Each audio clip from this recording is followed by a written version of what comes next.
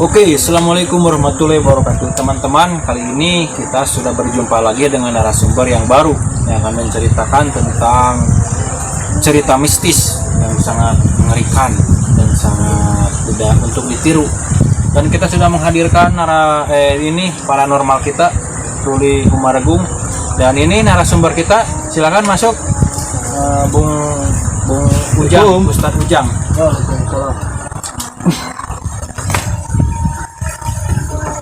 Ya, ini narasumber baru, beda yang dari kemarin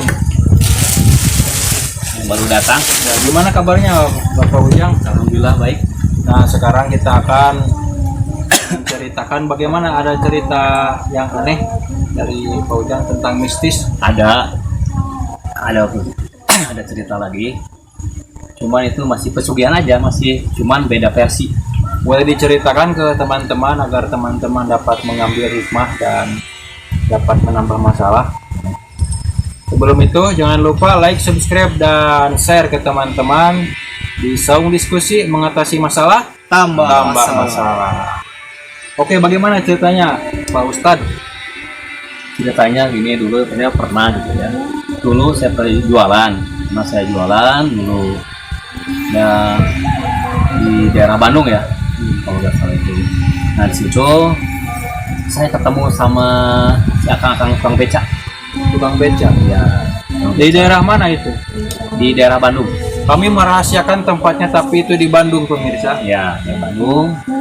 Situ saya nggak sengaja ada lihat orang yang keluar dari rumah mewah gedung gitu ya. Mewah, gedung, banyak mobil, banyak motor, dan banyak. Kalau di Bandung emang banyak gitu. Nah, ini di depan rumahnya ini. Oh, rumahnya iya, dia di itu. depan rumahnya. Bos ya, bos. Bos, saya bilang gini sama si akang beca. Perlu dijelaskan ke teman-teman bahwa bos itu singkatan dari bos itu bos bekas orang sinting. bekas orang susah. Oh, bekas orang susah. Situ saya ngomong sama tukang beca itu, Kang, enak ya kalau seperti orang itu, katanya rumah gede, banyak mobil, banyak motor, enak katanya bilang. Harta mungkin gak kekurangan. Si akang ini cuma bisa tersenyum aja, si akang tukang beca ini. Kok Kang tersenyum, emang ada apa ini sebenarnya? Kamu itu cuma kelihatannya aja, orang itu senang, bahagia, mobil, rumah mewah, motor banyak, itu cuma kelihatan aja. Kok bisa, akang bisa asumsi begitu ngomongnya, kata saya gitu. Enggak, dulu kan saya juga pernah mengalami gini, bahkan ini juga seprofesi yang saya perjuangan katanya. Saya ya, seperjuangan gimana ini? Bekas tukang beca apa Pak? Iya sama, itu cuma tukang beca yang punyanya itu, yang kita lihat orang kaya itu, pas tukang beca. Nah di situ saya heran juga ya, kenapa profesi gitu. Emang dulunya gimana itu orangnya, ceritanya. Tahan dulu Bapak Ujang. Bung Ruli Humaragung, Anda dapat menerawang waktu itu kejadian? Saya dapat menerawang.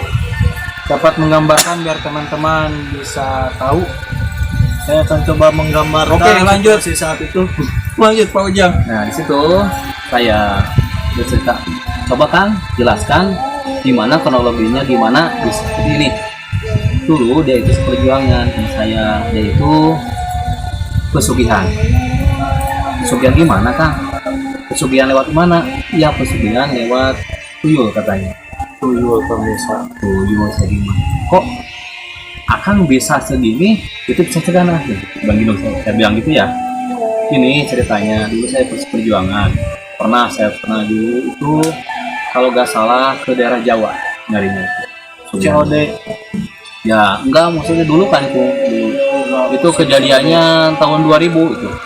Ya, tahun 2000. Itu dia ada bercerita katanya, saya juga pernah sugih seperti itu, pernah kaya, punya mobil, rumah, motor banyak, sama seperti ini kecil.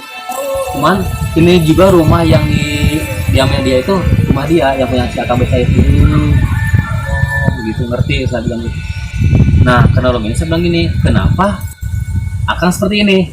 Itu masih tetap kaya, kok sekarang maaf ya Kang, miskin gitu. Enggak, malahan saya senangan sekarang miskin. saya bingung ya waktu itu kenapa senang miskin dia itu kan. Kalau logika itu yang senang itu kaya ya, banyak segalanya Kata orang miskin begitu. ya. Gini ya, cobalah bayangkan itu cuma kelihatan aja kaya mat dari segala uang atau cuma kelihatan aja.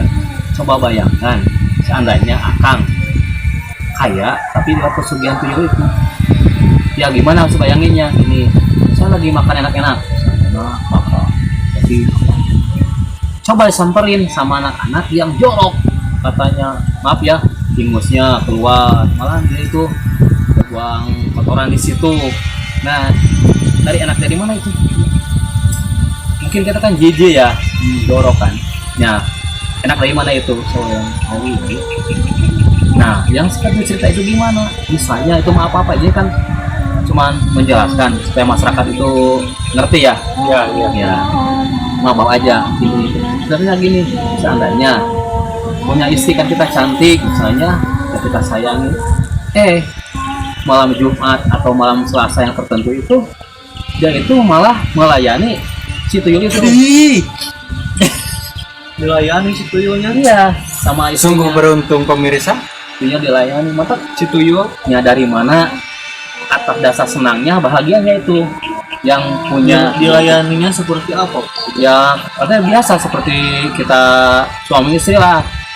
Malah dia tuh kalau itu mah pengen nete gitu si tuyulnya itu. Nete itu ngincak ya. Bukan itu bijak, nete itu nyusui lah gitu. Oh menyusui. Ya pengen itu kan senangnya dari mana. Jangan dibayangkan teman-teman, ini sekedar ilustrasi tapi jangan dibayangkan oleh teman-teman, takut basuh. Nah Lanjut. situ coba Kang bayangkan misalnya begitu keadaannya gimana, istri yang kita cintai, yang kita sayangi, yang kita dambakan misalnya Jumat Selasa, dia itu mau melayani tuyul itu, jadi saya ke wanita lain nggak boleh. Jadi gak boleh ke wanita lain. Itu cuman itu nggak boleh dia itu. Nah di situ mungkin ada hidayah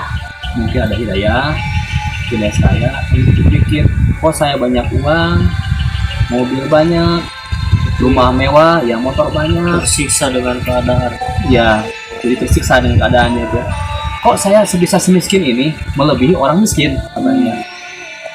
Cuman saya punya harta itu cuman harus lihat sama orang lain, nggak dibutuh nikmati diri sendiri. Nah di situ akhirnya mungkin dah hidayah dari Allah ya. Saya berpikir, saya bercerita sama kiai, sama ustaz-ustaz, mungkin orang kita pintar itu yang ustaz gitu ya, katanya kamu harus bertobat.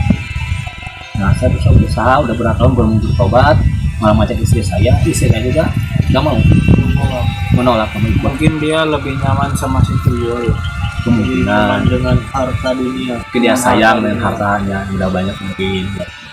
Malahan saya itu berkorbannya itu sama ya, sekarang berkorbannya saya ditinggalkan istri, rumah mewah semuanya saya udah ambil, bahkan anak sayang yang tercinta itu semata wayang juga ikut sama istri sama ibunya.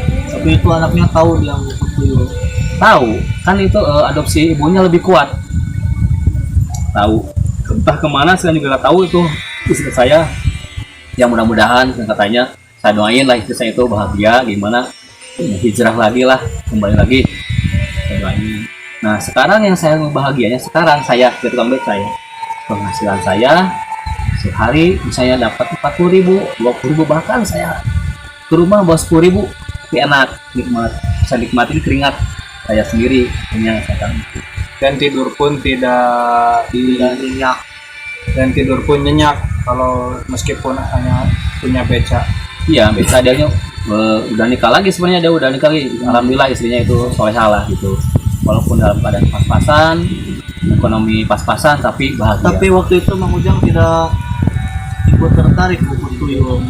Oh enggak, udah contohnya dubi itu sama ikut-ikutan gitu.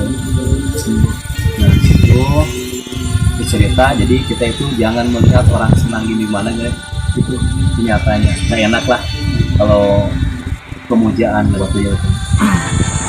Ya teman-teman, saya pernah mendengar dari sebuah maseh bahwa orang yang mencintai dunia tanpa diseringi dengan ilmu agama, maka ulama mengatakan itu seperti orang yang mengejar bayangan seekor burung yang sedang terbang.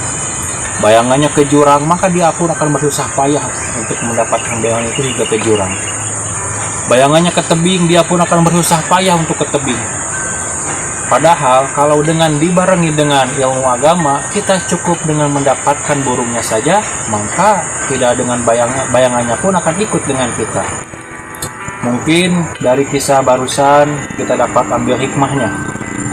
Oke, Bung Ruli Humaragung, bagaimana penerawangan Anda atas cerita barusan dari Bapak Ustadz Ujang Sumodangi? Alhamdulillah ya, si Bopo itu mendapatkan hidayah. Jadi lebih memilih akhirat daripada dunia yang sementara. Sepertilah saya pernah mendengar Dede Lesti dalam syairnya, untuk apa harta dunia bila tak ada cinta yang menyertai. Stop.